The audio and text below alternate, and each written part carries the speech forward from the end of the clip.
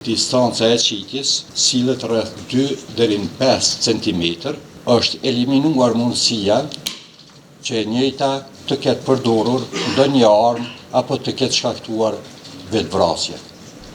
Është konstatuar vrima hyrëse në regionin e djathtë muror të kokës, e shkaktuar nga veprimi dinamik i prerjes së hedhur nga armë e zjarrit,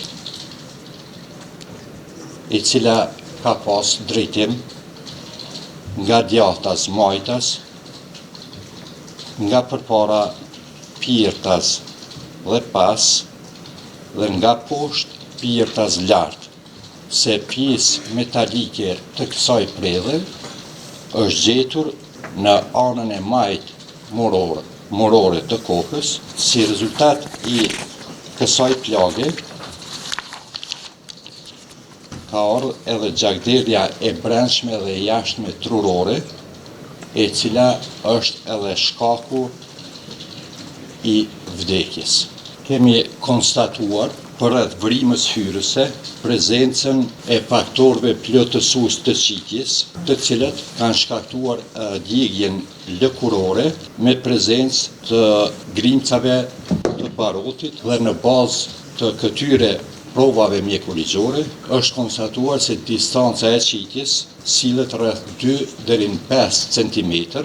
Përjashtohet mundësia e vrasjes me puthitje apo gjysmë puthitje në raste të ngjashme kur mungojnë të dhënat preliminare nga vendi i ngjarjes. Gjatë kryerjes së autopsisë mjekurigjore kryen edhe ekzaminimet e detajuara të shuplakave të duarve të ndjerit apo ndjerës. Edhe në këtë rast kemi kryer ekzaminimet e 2 duarve të tanimit të ndjerës në mënyrë që bazuar në prezencën apo mungesën e faktorëve plotësues të qitjes dhe njollave në klapa spërklave të gjakut, është eliminuar mundësia që e njëjta të ketë përdorur ndonjë armë apo të ketë shkaktuar vetvrasje.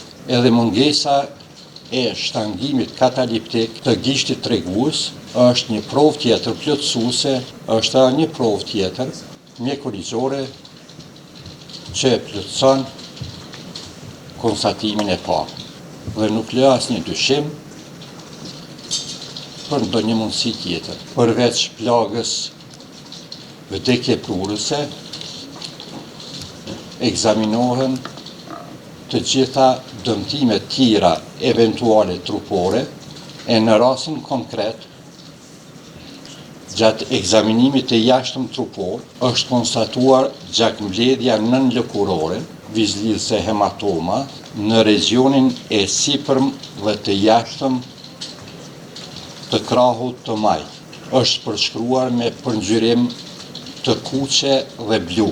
Vetë përngjyrimi i tillë, bazuar në literaturën shkencore mjekurigjore dhe praktikat mjekurigjore, dëshmon se kjo gjakmbledhje është shkaktuar para ose gjatë vrasjes së tanimit të ndjerës. Ndoshta është më rëndësi më theksu kështu apo më formulu ndryshe. Po, doktor. Përjashtohet çdo mundësi e shkaktimit të kësaj plage pas vrasjes së saj. Ndryshe, plagët pas vdekjes quhen post mortem, kurse plaga dëmtimi trupor i konstatuar edhe në raportin e autopsisë i takon dëmtimeve perimortem ose premortem. Që do të thotë, këto dëmtime janë gjatë momentit të vrasjes apo para momentit të vrasjes. Sa i përket kohës, përngjyrimi i kuq përfshin intervalin kohor nga 0 deri në 24 orë, varësisht nga fiziologjia e organizmit, a ka qenë obeze apo jo, dhe reaksionet fiziologjike